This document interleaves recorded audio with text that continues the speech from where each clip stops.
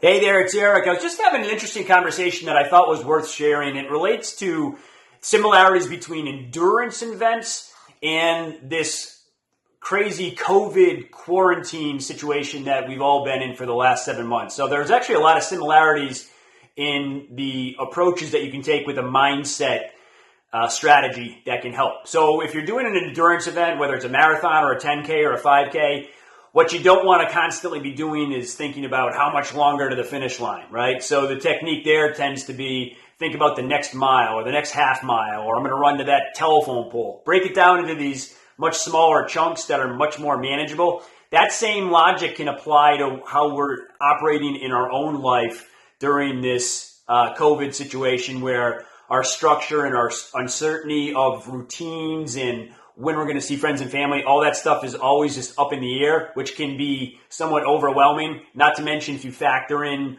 all the constant social media and news that tends to fuel the fires of that uncertainty, that's doing us no good.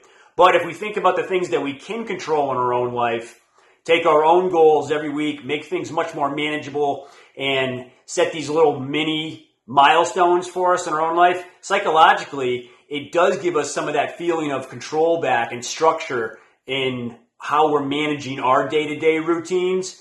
And it's a great tool, great technique, similar to what we're doing in any sort of endurance event, that it's just helping with your perseverance and your grit and kind of flexing that mental muscle of being able to move through this. Hope that helps. Check out more info at bar40.org. Have a fantastic day.